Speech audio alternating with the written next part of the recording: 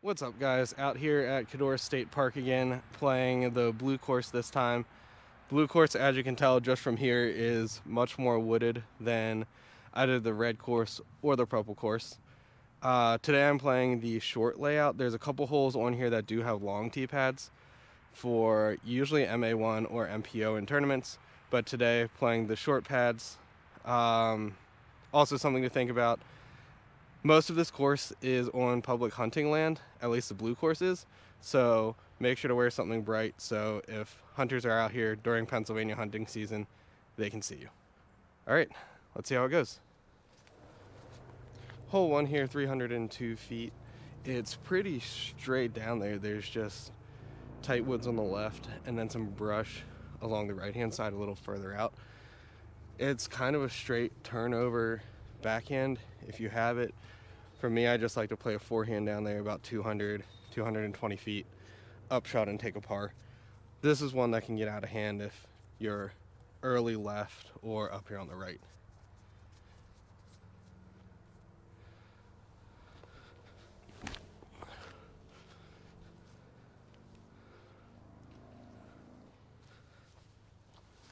Ended up turning that forehand over and down here on the left where I said you don't want to be.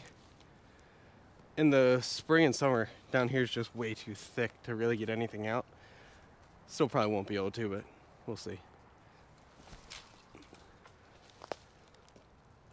That's fine. Made it back out here to the fairway. Just pitch up and take a bogey.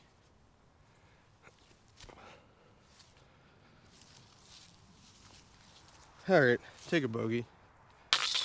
Not a great way to start, but that's kind of why you don't want to be down here to the left off the tee. Hole 2, 223 feet downhill. This is an island hole. The island's more of a square, and the basket is towards the front and a little bit towards the right side of that square. So you have room deep and left. You just have to be kind of thinking about everything's going to float a little bit more because it is downhill. So usually just a putter shot. Try to aim a little bit short and let it slide down into the island.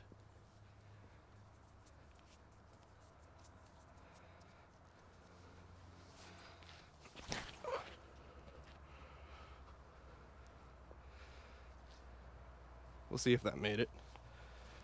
All right, barely made it onto this island. Usually in tournaments this will play as hazard, so even if you do miss it, you just play it where it lies. See if we can make a 30-footer for birdie.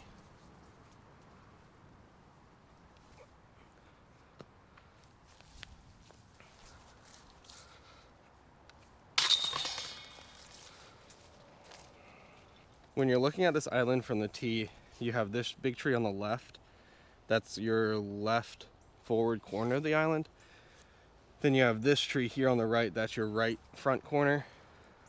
The island itself is probably 20 feet from the front edge to the basket, and then past the basket, it almost goes all the way back to that tree back there. It's about 10 feet short of that, so you have probably 45 to 50 feet long of the basket. Hole 3 here, 295 feet. This one is a gap straight here down the middle that if you can throw something that's nice and straight, that'll turn a little bit at the end as a backhand is a great line. There's also this forehand gap that I used to try to throw just out wide, throw something down there about 200 feet, upshot, tap in for par. This is another hole that can get a little bit crazy if you're hit something early and kick right or left. There's not really a wide backhand line. Recently I've been trying to throw a roller forehand just straight down the middle and get to curl up there towards the end, so we'll see if that works.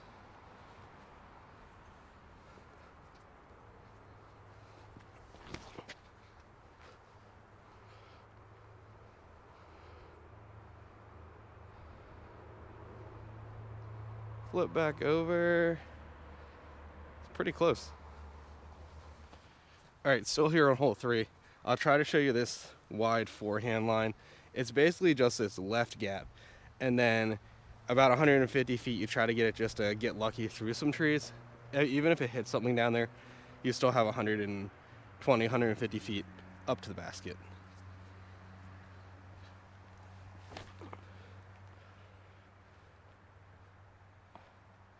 Yeah, that's fine. This is where that forehand ended up. Hit one of these trees down here, but even from here you have 120 feet into the basket, and it's just either a little forehand chip or a little backhand hyzer around it all. So much more consistent if you're just playing this hole for par. It's not a bad idea because I've seen 7s and 8s on this hole pretty easily. Well, the roller made it down here pretty good. Ended up about 20 to 25 feet short of the basket. Let's see if we can make a putt here for birdie.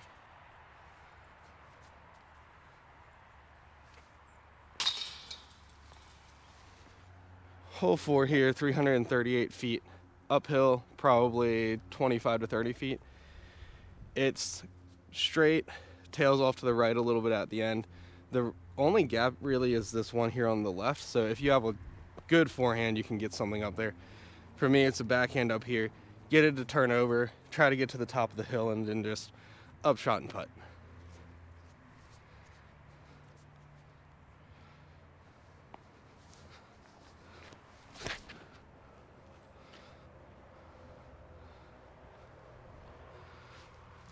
Made it up here, right to the top of the hill.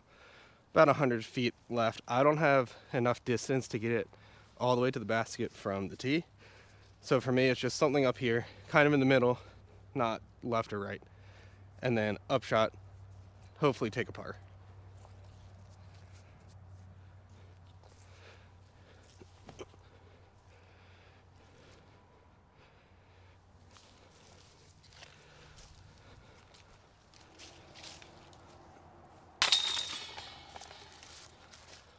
Hole 5 here, it's 197 feet. Nice short hole. It kind of follows this path down here and then hyzers out left at the end. You want to push this big tree right here in the middle, kind of push straight to that, and then have it cut over at the end towards the basket. It's more of a pushing hyzer than just a straight hyzer. The camera's set up a little bit to the right of the pad, so it's even more of a right to left from the tee pad.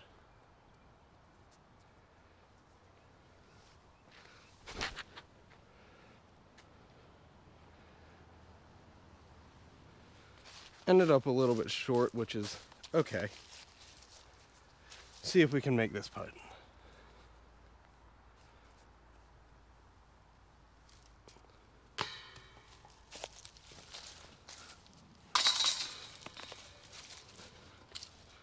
Hole 6 here, 464 feet, par 4. It's off the tee, just a hyzer, about 250 feet down there. If you can get something to skip even further left, that's great, but it's just hitting this initial gap here and then having it hyzer down that hill.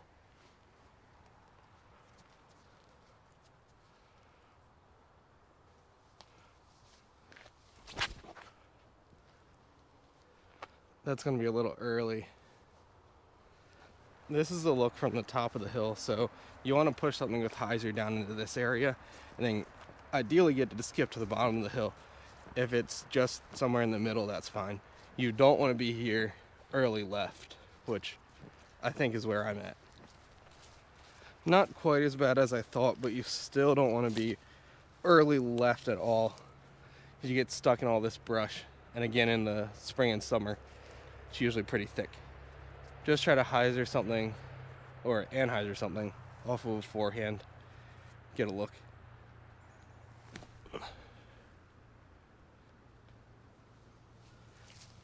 Ended up just pitching this out pretty much to the bottom of the hill. Just upshot, hopefully tap in for par. It's gonna be a little more than tapping. All right, 20 feet for par. Straight headwind.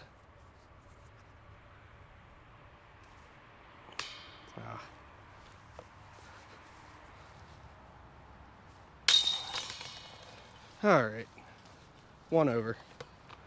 Hole 7 here, 449 feet, another par 4. Off the tee, you just want something nice and straight in the middle. It goes about 300 feet, and then the last 150 are pretty good uphill. So if you can get something somewhat close to the base of the hill, that's ideal. If anything, you just want to be in the middle. There's pretty thick brush on both the left and right hand sides. So even if you disc down to a mid and you're in the middle, better than being right or left and an extra 50 feet up there.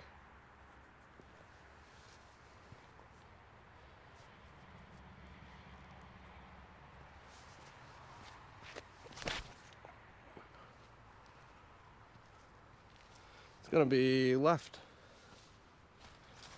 All right, good example of why you don't want to be out here on the left hand side.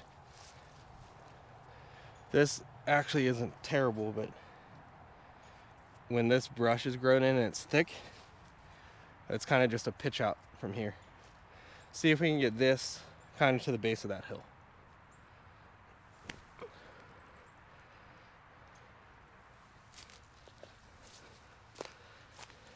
Made it probably 20 feet up this hill.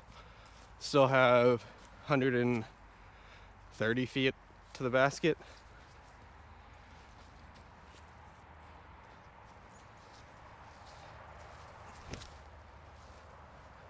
Highs are back. All right, well, that was not a good upshot. Still 40 feet to the basket.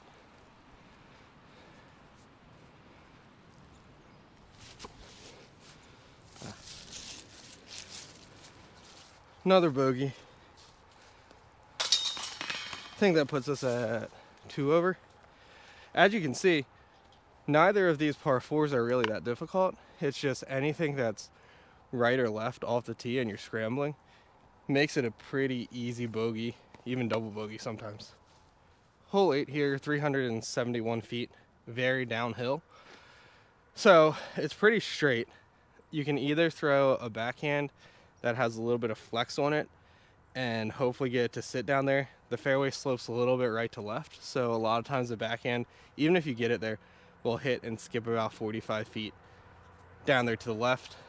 I usually like just throwing this forehand, hopefully get it out there in the middle somewhere, pitch up and take a par. It's another hole that easily turns into a bogey or a double bogey if you're not careful.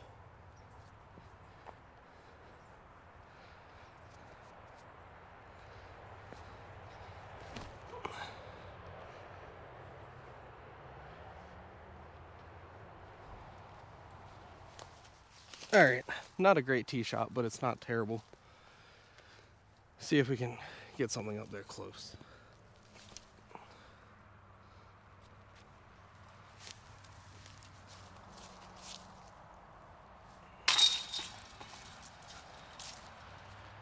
Hole 9 here, par 3, 240-ish feet.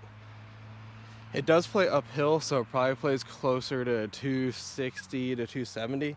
I like to just go up to a fairway driver, something a little understable, get it to drift over there onto the right-hand side. Hopefully tap it in for par, if not have a putt.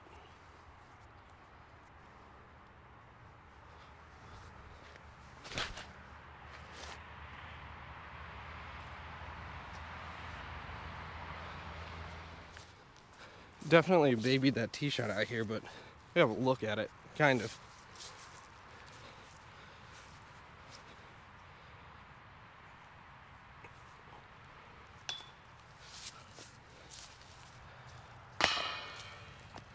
All right, and that's the front 9 of Codorus Blue Course. I think we're 2 over right now.